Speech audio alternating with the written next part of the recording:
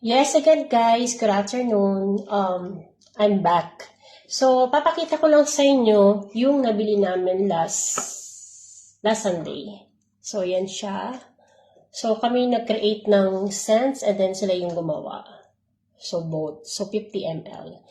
And the same day also, may nabili rin ako dun sa store na pinuntahan namin, itong Latafa Amirat Al-Arab.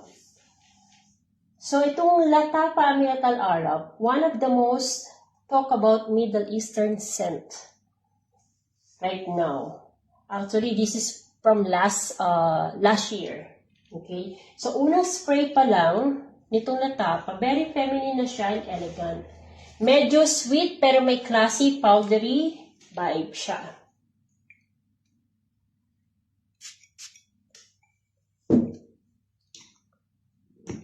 So, pag-spray pa lang, pagpasok, agad yung fresh and basil at mint. So, may konting spice siya ng cardamom. So, minimension ko lang yung mga ingredients niya.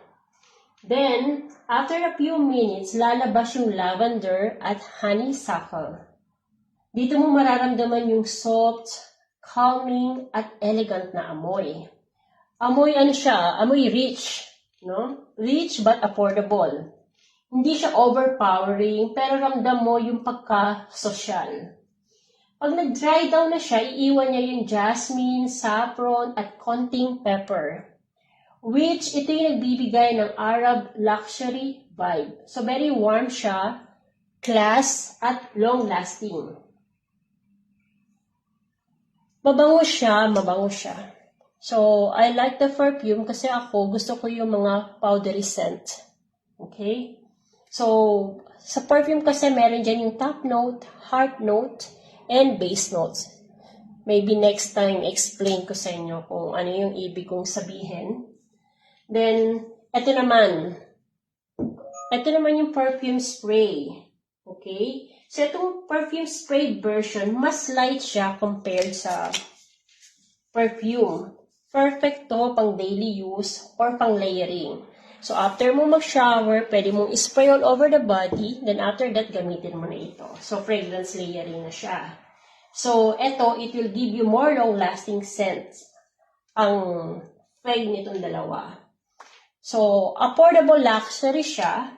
The same time, may pagka-Arab perfume vibe siya. So, you can try. Mabango siya talaga. Actually, this is out of stocks. Ang daming store na out of stocks ng Amirat Al-Arab.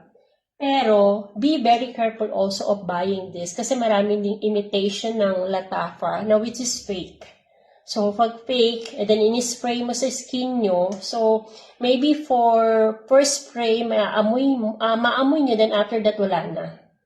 It's gone na. So, ayan, from perfume hunting, ito yung mga nabili namin last week. So, try nyo rin kasi mabango siya talaga. So, worth spending siya for daily use. Thank you!